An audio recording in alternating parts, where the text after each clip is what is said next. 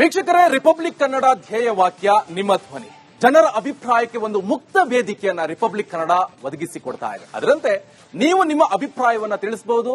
ಹಾಗೆ ಮೆಟ್ರೋಗೆ 1,000 ಕೋಟಿ ಹೊರೆ ಜನಸಾಮಾನ್ಯರಿಗೆ ಬೀಳುತ್ತಾ ಬರೆ. ಈ ಬಗ್ಗೆ ನಿಮ್ಮ ಅನಿಸಿಕೆಗಳನ್ನ ನಮ್ಮ ದೂರವಾಣಿ ನಂಬರ್ಗೆ ಕರೆ ಮಾಡಿ ತಿಳಿಸಬಹುದು. ನಮ್ಮ ಈ ವಾಟ್ಸ್ಆಪ್ ನಂಬರ್ಗೆ 2 ಲೈನ್ಗಳಲ್ಲಿ ನಿಮ್ಮ ಅಭಿಪ್ರಾಯವನ್ನ ಮೆಸೇಜ್ ಕೂಡ ಮಾಡಬಹುದು. ಅಷ್ಟು ಮಾತ್ರ ಅಲ್ಲ, ಎಕ್ಸ್ ನಲ್ಲೂ ಕೂಡ ನಿಮ್ಮ ಅಭಿಪ್ರಾಯವನ್ನ ಹಂಚಿಕೊಳ್ಳಬಹುದು.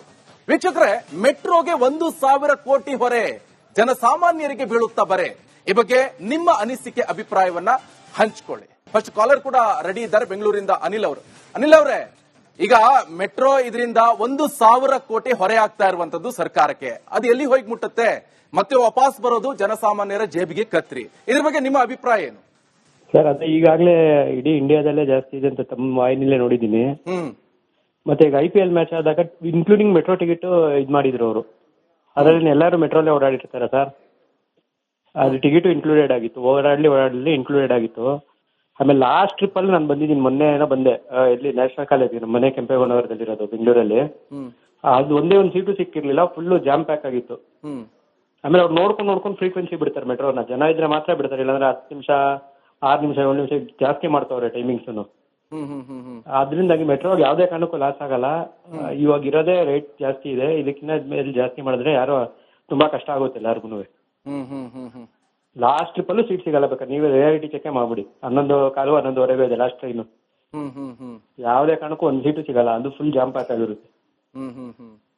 ಓಕೆ, ಥ್ಯಾಂಕ್ ಯು ಅನಿಲ್ ಅವರೇ, ರಿಪಬ್ಲಿಕ್ ಕನ್ನಡ ಜೊತೆ ಮಾತನಾಡೋದಕ್ಕೆ. ಇನ್ನೊಬ್ರು ಕಾಲರ್ ಕೂಡ ರೆಡಿ ಇದ್ದಾರೆ, ಮಹಂತಗೌಡ ಕಲಬುರಗಿಯಿಂದ. ಸರ್ ನಮಸ್ಕಾರ.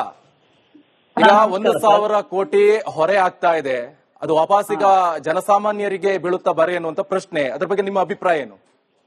ಸರ್, ಜನಸಾಮಾನ್ಯರಿಗೆ ಬೀಳ್ತದ್ರಿ. ಅವ್ರನ್ನ ಈಗ ಯಾರಾದ್ರೂ ಅಧಿಕಾರಿಗಳು ತಾವು ಕೊಡ್ಲಕ್ ಆಗ್ತಾರೆ.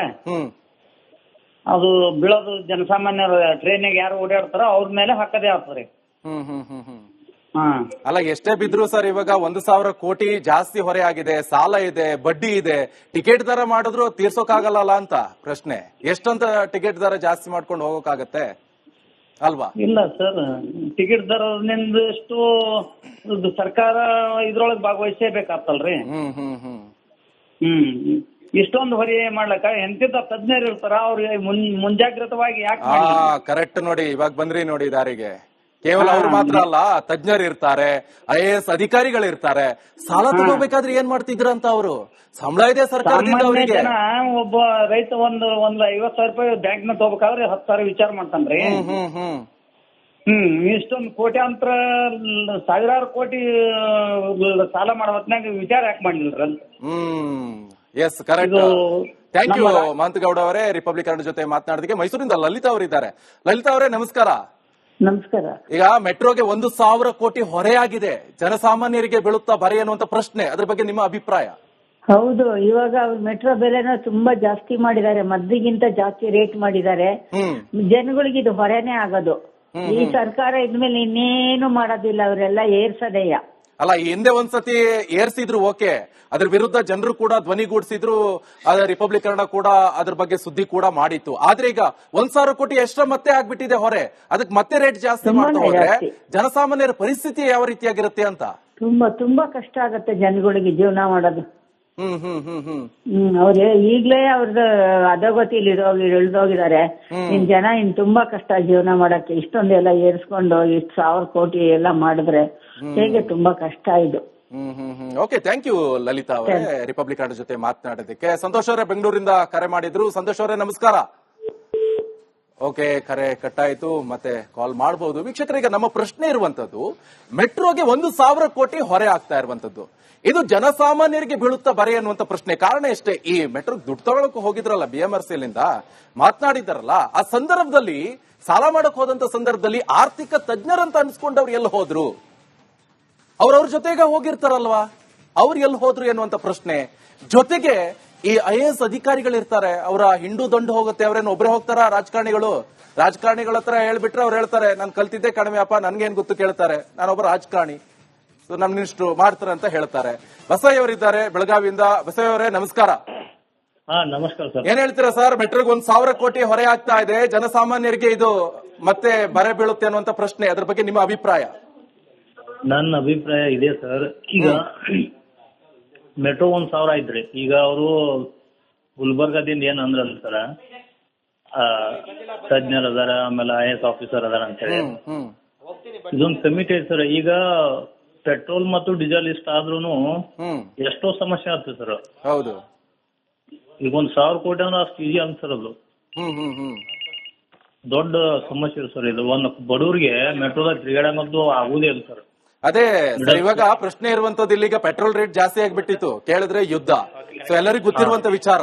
ಆದ್ರೆ ಈ ಬೆಂಗಳೂರಿನ ಜೀವನಾಡಿ ಅಂತ ಅನ್ಸ್ಕೊಳ್ಳುವಂತ ಈ ಮೆಟ್ರೋ, ಅದರಲ್ಲಿ ಎಲ್ಲರೂ ಕೂಡ ತಿರುಗಾಡ್ತಾರೆ, ರೀಚ್ ಆಗುತ್ತೆ ಸೇಮ್ ಟೈಮ್ಗೆ, ಸ್ವಲ್ಪ ಟ್ರಾಫಿಕ್ ಕಡಿಮೆ ಆಗುತ್ತೆ. ಅದರಲ್ಲೂ ಕೂಡ ಪ್ರಧಾನಿ ನರೇಂದ್ರ ಮೋದಿ ಅವರು ಕೂಡ ಅದನ್ನೇ ಹೇಳಿದ್ರು, ಮೆಟ್ರೋದಲ್ಲಿ ತಿರುಗಿ ಅಂತ ಹೇಳ್ಕೊಂಡು ಓಡಾಡಿ ಅಂತ. ಓಕೆ, ಥ್ಯಾಂಕ್ ಯು ಬಸಯ್ಯ ಅವರೇ. ಮುರಳಿ ಅವರು ಇದ್ದಾರೆ ಬೆಂಗಳೂರಿಂದ. ಸರ್ ನಮಸ್ಕಾರ. ಸರ್ ನಮಸ್ಕಾರ ಸರ್. ಸರ್, ಈಗ ಮೆಟ್ರೋದಿಂದ 1,000 ಕೋಟಿ ಹೊರೆ ಆಗ್ತಿದೆ. ಮೆಟ್ರೋ ಅವರಿಗೆ ಸಾಲ ತಗೊಂಡ್ ಬಿಟ್ಟಿದ್ದಾರೆ 2019ರಲ್ಲಿ.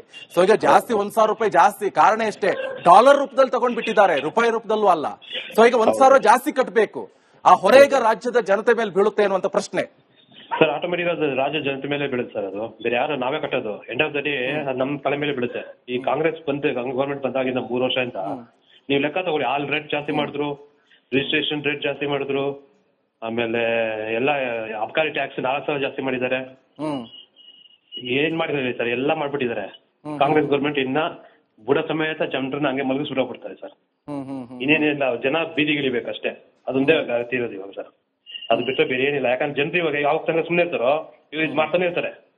ನಮ್ ಜನರಿಗೆ ಏನಂದ್ರೆ ಮುಗ್ದ್ರು ಅವ್ರು ಏನ್ ಅರ್ಥ ಆಗಲ್ಲ. ಸ್ವಲ್ಪ ಡೀಪ್ ಆಗಿ ಯೋಚನೆ ಮಾಡಿದ್ರೆ ಏನ್ ಬ್ಯಾಂಕ್ ಮಾಡ್ತಾರೆ ಗೊತ್ತಾಗುತ್ತೆ ಸರ್. ಸರ್ ಅಷ್ಟೊಂದು ಅಧಿಕಾರಿಗಳು ಇದಾರೆ, ಏನ್ ಸರ್ ಮಾಡ್ತಾ ಇದ್ರು?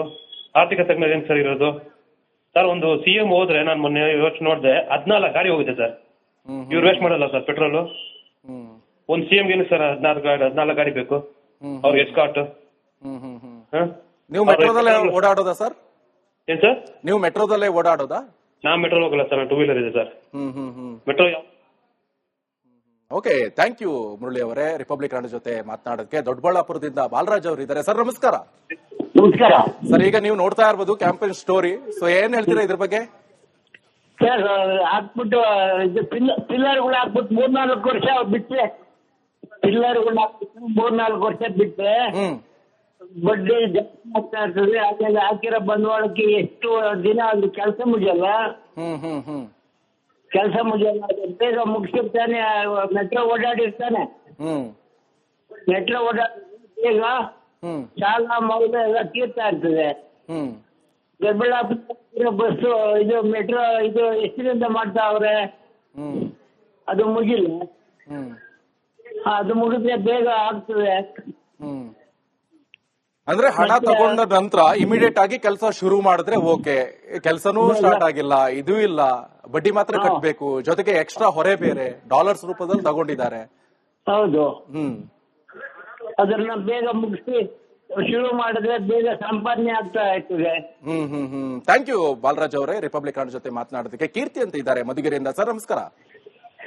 ಸರ್ ನಮಸ್ತೆ, ಕೀರ್ತಿ ಮಧುಗಿರಿಯಿಂದ. ಹೇಳಿ ಹೇಳಿ. ಫೋನ್ ಕಟ್ ಮಾಡ್ಬಿಡಿ, ಗ್ರಾಹಕರು ಜನರು ಫೋನ್ ಮಾಡಿರೋದೇ ಮಾತಾಡಕ್ಕೆ ಇಲ್ಲಿ. ಅದೇ ಮಾತಾಡ್ತಿದ್ರಲ್ಲ ನೀವು, ಕಟ್ ಮಾಡಿಲ್ಲ, ಮಾತಾಡಿ. ಓಕೆ ಸರ್, ಇವಾಗ ಮೆಟ್ರೋದು ಏನೋ 4 ವರ್ಷಕ್ಕೆ ಅವಧಿ ಅಂತ ಹೇಳ್ಬಿಟ್ಟು ಇದ್ ಮಾಡಿದಾರೆ ಅಂತ ಹೇಳಿದ್ರು. 1,000 ಕೋಟಿ ಹೊರೆ ಬಂತು ಅಂತ. ಇವರು ಒಂದ್ ಪೀರಿಯಡ್ ಟೈಮ್ ಸೆನ್ಸ್ ಅನ್ನೋದಿಲ್ವಾ ಇವ್ರಿಗೆ? ಓಕೆನಾ, ಒಂದು ಟೈಮ್ ಸೆನ್ಸ್ ಇಲ್ಲ ಇವ್ರಿಗೆ. ಮತ್ತೆ ಇನ್ನೊಂದು ಡಾಲರ್ ಮುಖಾಂತರ ಇವ್ರು ಸಾಲ ತಗೊಳ್ಳೋಂತ ಏನಿತ್ತು ಇರೋದ್ ಇಂಡಿಯಾದಲ್ಲಿ, ಇರೋದ್ ಭಾರತದಲ್ಲಿ. ಡಾಲರ್ ಅಲ್ಲಿ ಸಾಲ ಮಾಡೋ ಅಂತ ತಿರುಪತಿ ಇವ್ರಿಗೆ ಏನಕ್ಬೇಕಿತ್ತು ಅಲ್ವಾ? ಆರ್ಥಿಕ ತಜ್ಞರಿದ್ದಾರೆ. ಈಗ ನಾವೇ ಒಂದ್ ಲೋನ್ 10 ಲಕ್ಷದ್ದು ಒಂದ್ ಲೋನ್ ಹಾಕಬೇಕು ಅಂದ್ರೆ ನಾವ್ ಎಷ್ಟು ಯೋಚನೆ ಮಾಡ್ತೀವಿ. ಇವ್ರು 1,000 ಕೋಟಿನ ಇವ್ರು ಇವಾಗ 1,000 ಕೋಟಿ, ಇದ್ರ ಬಗ್ಗೆ ನಂಗೆ ಹೆಚ್ಚಿನ ಮಾಹಿತಿ ಗೊತ್ತಿಲ್ಲ. 1,000 ಕೋಟಿ ಅಂದ್ರೆ ಇವ್ರು ನಮ್ಮ ಮೇಲೆ ಹಾಕೋದು. ಇವ್ರ ಅಪ್ಪನ ಮನೆಯಿಂದ ಅಂತೂ ತಂದಾಕಲ್ಲ ಅಲ್ವಾ? ಹೌದು, ಪ್ಲಾಸ್ಟಿಕ್ ಬರೋದು ಜನರ ಮೇಲೆನೆ. ಡಾಲರ್ ಅಲ್ಲಿ ಬರೀ ತಗೊಬಂದಾರೆ. ಇವ್ರಿಗೆ ಏನ್ ಅಂತ ತಿರುಪತಿ ಮಾಡೋ ಅಂತದ್ದು? ಇವಾಗ ನಮ್ದು ಯಾವ್ದು ನಡೀತಿರೋದು ಕರೆನ್ಸಿ ರೂಪಾಯಿ. ರೂಪಾಯಿ ತಗೋಬೇಕು, ರೂಪಾಯಿ ಆಕ್ಚುಲಿ ಇಂಟರ್ನ್ಯಾಷನಲ್ ಬ್ಯಾಂಕ್ ಇಂದ ತರಬೇಕಾದ್ರೆ ಡಾಲರ್ ರೂಪದಲ್ಲೇ ಇರುತ್ತೆ. ಬಟ್ ಇಂಡಿಯನ್ ಬ್ಯಾಂಕ್ ಅಲ್ಲಿ ಆದ್ರೆ ರೂಪಾಯಿ ಇದ್ರಲ್ಲಿ ಮಾಡ್ಕೋಬಹುದು. ಇವರು ಓಕೆ ಫೈನ್. ಕೀರ್ತಿ ಅವರೇ ರಿಪಬ್ಲಿಕ್ ಕನ್ನಡ ಜೊತೆ ಮಾತನಾಡೋದಕ್ಕೆ ಪ್ರಸನ್ನ ಅವರು ಇದ್ದಾರೆ ಬೆಂಗಳೂರಿಂದ. ಪ್ರಸನ್ನ ಅವರೇ ನಮಸ್ಕಾರ. ನಮಸ್ಕಾರ. ಬೆಂಗಳೂರಲ್ಲಿ ಇದ್ದೀರಾ? ಮೆಟ್ರೋದಲ್ಲಿ ಓಡಾಡ್ತೀರಾ ನೀವು? ಹೌದು ಸರ್, ನಾವು ಮೆಟ್ರೋನ ಯೂಸ್ ಮಾಡೋದು. ಓಕೆ. ಆಕ್ಚುಲಿ ಕನೆಕ್ಟಿವಿಟಿ ಮೆಟ್ರೋನ ಫಾಸ್ಟ್ ಆಗಿ ಮಾಡ್ಬೇಕಾಗಿತ್ತು. ಟೈಮ್ ಡಿಲೇ ಆಗಿರೋದಕ್ಕೆ ಇವೆಲ್ಲ ಕಾರಣ. ಇದೆಲ್ಲ ಸರ್ಕಾರ ಗೇಮ್ ಆಡ್ತಾ ಇರೋದು ಜನಕ್ಕೆ ಯಾಮಾರ್ಸಕ್ಕೆ.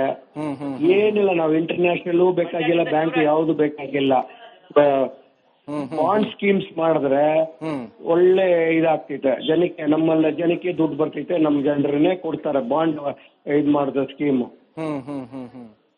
ಓಕೆ, ಥ್ಯಾಂಕ್ ಯು ಪ್ರಸನ್ನ ಅವರೇ ರಿಪಬ್ಲಿಕ್ ಕನ್ನಡ ಜೊತೆ ಮಾತನಾಡೋದಕ್ಕೆ. ನಿಮ್ ಜೊತೆ ಇನ್ನೊಬ್ರು ಇದ್ದಾರೆ, ಶಿವರಾಜ್ ಅವರು ಮಂಡ್ಯದಿಂದ. ಸರ್ ನಮಸ್ಕಾರ. ಸರ್ ನಮಸ್ತೆ. ಏನ್ ಹೇಳ್ತೀರಾ ಸರ್? ಮೆಟ್ರೋಗೆ 1,000 ಕೋಟಿ ಹೊರೆ, ಜನಸಾಮಾನ್ಯರಿಗೆ ಇದರಿಂದ ಬರೆ ಬೀಳುವ ಚಾನ್ಸಸ್. ಸರ್ ಇದು ಕೇಂದ್ರದಿಂದ ಅನುದಾನ ಕೊಡ್ಬೇಕು ಸರ್. ನಮ್ ಕರ್ನಾಟಕದಿಂದ ಅತಿ ಹೆಚ್ಚು ಟ್ಯಾಕ್ಸ್ ಕಲೆಕ್ಟ್ ಆಗ್ತಾ ಇದೆ. ಇದು ಪೂರ್ತಿ ಎಲ್ಲ ಉತ್ತರ ಭಾರತಕ್ಕೆ ಕೊಡ್ತಾ ಇದ್ರೆ ನಾವು ಮೋದಿಗೋಸ್ಕರನೇ ಓಟ್ ಹಾಕಿದೀವಿ. ಆದ್ರೂ ಉತ್ತರ ಭಾರತಕ್ಕೆ ಅವರು ಅನುದಾನ ಎಲ್ಲ ಕೊಟ್ಕೊಂಡ್ರೆ ನಾವು ದಕ್ಷಿಣ ಭಾರತ ಏನು ಮಾಡೋಕ್ ಆಗ್ತಾ ಇಲ್ಲ ಸರ್. ಖಂಡಿತವಾಗಿ ನಮ್ ಬಿಜೆಪಿ ಅವರು ಬಾಯೆಲ್ಲ ಹೊಲ್ಕೊಬಿಟ್ಟಿದ್ದಾರೆ, ಎಲ್ಲ ಮುಚ್ಕೊಬಿಟ್ಟಿದ್ದಾರೆ. ಅವ್ರಿಗೆಲ್ಲ ಬಾಯಿಗೆಲ್ಲ ಏನೋ ಬಿದ್ದೋಗದೆ. ಖಂಡಿತ ಇವರು ಎಂಪಿಗಳೆಲ್ಲ ಮಾತಾಡ್ಬೇಕು, ನಮ್ ಕರ್ನಾಟಕ ಅನುದಾನ ಕೊಡಿಸ್ಬೇಕು. ಅದು ನಮ್ಮ ಕುಮಾರಸ್ವಾಮಿ ಮಂಡ್ಯದಿಂದ ಗೆದ್ದಿದ್ದಾರೆ. 3 ವರ್ಷ ಆಯ್ತು ಸರ್ ಗೆದ್ದು. ಮಂಡ್ಯದಿಂದ 3 ರೂಪಾಯಿ ಅನುದಾನ ಕೊಟ್ಟಿಲ್ಲ.